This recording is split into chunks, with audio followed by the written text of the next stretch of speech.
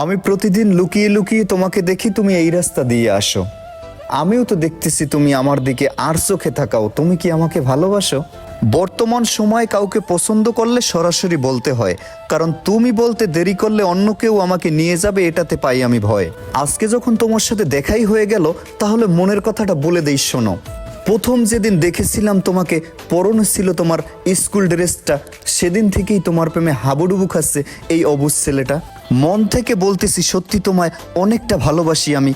এখন এই ভালোবাসার রোগ থেকে বাঁচাতে পারবে একমাত্র তুমি।